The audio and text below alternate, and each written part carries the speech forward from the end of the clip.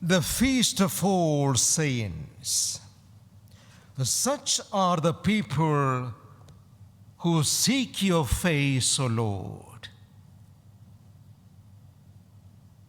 The people who seek the face of God, who seek the face of the God of Jacob, the face of God of Jacob, not Abraham, not Isaac. Seek the face of the God of Jacob. Why Jacob? We will come to that in a moment. We are in the month of November, the All Saints and All Souls, the month of the dearly departed. The month of we remember or think about the last things, the eschatological truths. Life, death, the grave, and what is beyond the grave, eternal life. We reflect on those realities. And today we celebrate this feast with the backdrop of those thousands of Christians and others too.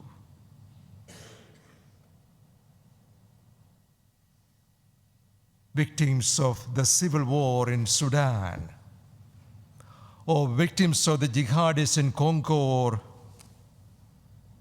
Nigeria or those African countries, martyrs, those who have died for their faith, killed because of their faith. And the Lord's words always come true. Those who are persecuted for the righteousness' sake. Blessed are you when they revile you, persecute you, because of my name and the gospel. Rejoice and be glad, for reward is great in heaven. Those martyrs or saints in Sudan or Congo or Nigeria, or all the saints down through the centuries, all those martyrs of the first century or the first Christians who were all persecuted in Rome and elsewhere everywhere. They died for their faith. What gave them the courage and the hope and the confidence and the conviction? Good to think about it. Do we have the kind of faith that those martyrs and saints had? Let us examine ourselves. Such are the people who seek the face of God. When you think about holiness or spiritual life, remember these 4 words from classic philosophy and theology. The 4 pillars of one's spiritual life: solitude, finitude, gratitude, and certitude. Tude points to a state of being. First one is solitude, finitude, gratitude, and certitude.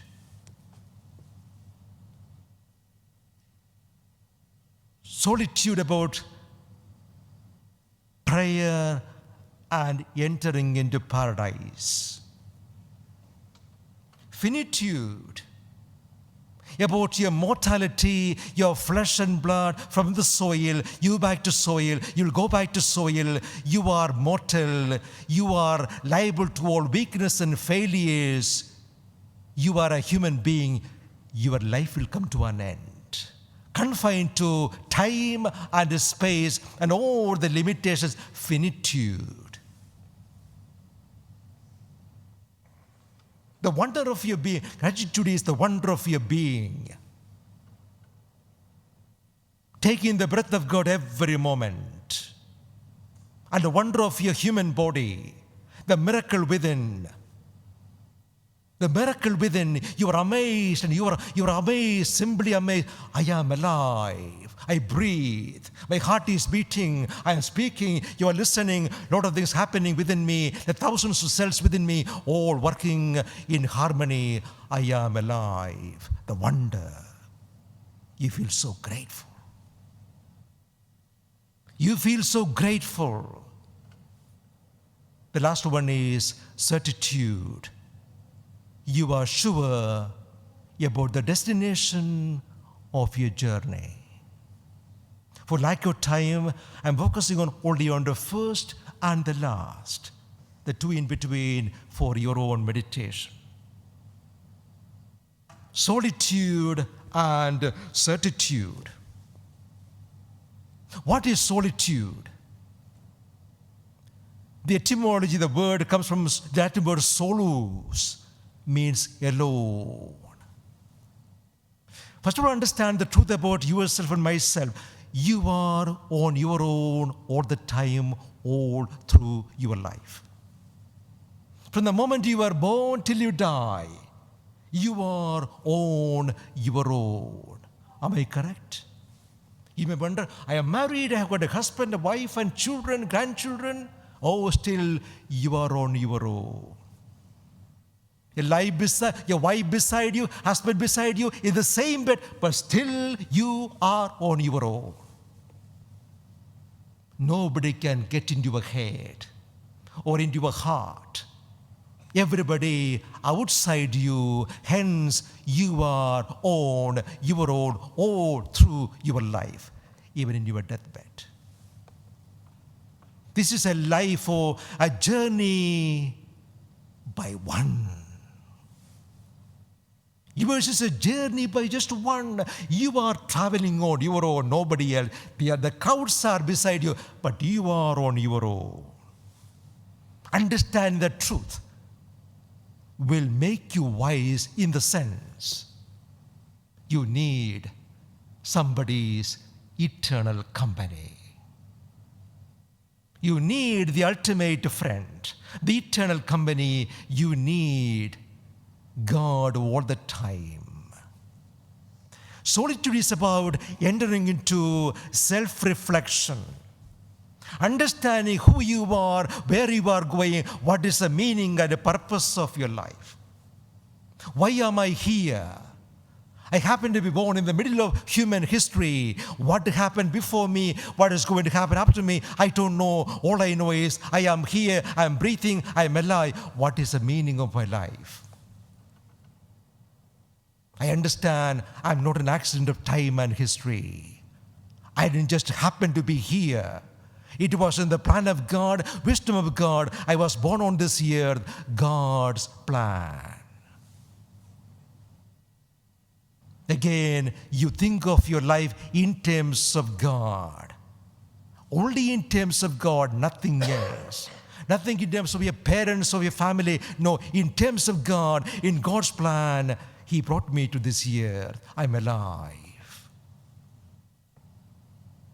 Only in moments of prayer, and not speaking of prayer books of the routines or devotions, in moments of prayer, self-reflection, looking at yourself in relation to God, you understand your truths about yourself and the truths about God. Because in moments of prayer, you are listening to God for Him to teach you who I am, who you are. The right word for prayer is, or solitude is, paradise. Paradise. You know the meaning of the word paradise? Walled garden. I suppose you have got a garden and the garden is walled. There's a wall around your garden. It is private. Nobody can walk in. It's private. There's a gate. It's private. Only the family and your friends, the close, those who are very close to, they are allowed into a garden, paradise. Paradise, old garden, only for the lovers, only for those who are very close to each other. Remember on the cross, the Lord used that word, nothing else. The good to the good thief, you will be with me in paradise tonight. What a word. We are going to be friends forever from tonight. Thief, oh, forgiven. From tonight, we are going to be in the old garden forever. What an invitation and promise. So, solitude is all about us entering into paradise. Intimacy with the God. That's Christian life, my dear friends. That is prayer. Prayer is all about enjoying the friendship with the God.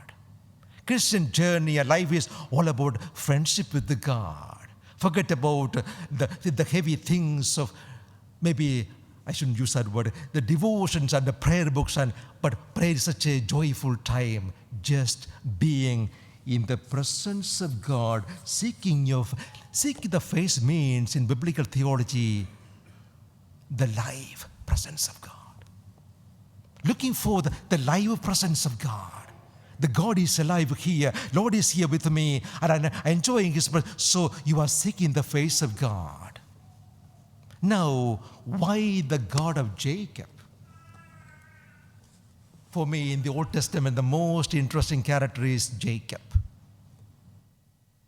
Once you understand Jacob, you understand yourself very well. If you haven't read the story of Jacob, read it 1,000 times. To teach you everything about human life, human struggles, our desires, our craziness, why we struggle with so many things in life. Everything is in that one story about Jacob. A man with a lot of desires, so much emptiness within. Stealing his brother's blessing, lying to his father, then running for life, always looking for blessings in his life, always miserable. And he thought, if I marry Rachel, oh, the love of my life, my life will be complete. Putting all the treasure, all the hope, all his prayer in one woman, Rachel, Rachel, Rachel. And there he is laboring for 7 years for the love of a woman. He didn't get it. Then no children. Emptiness one after the other. A man longing for fulfillment and happiness in life, peace in life, a life full of struggles and sorrows, frustration, one thing or the other. What he prayed for did not happen. He desires of the heart, nothing was fulfilled. He was an empty person. There he is in the night fighting with God, wrestling face to face, seeking the face of God. Wrestling with God, looking at the face of God. Give me a blessing. All my life, I've been looking for your blessing, your faith. Give me a blessing, Lord. Give me a blessing. And he gets it. So the message is very clear. Saints are those, or wise people are those who seek the Lord in the midst of all the struggles and sorrows of life. Never looking for happiness and peace in people, but in God alone.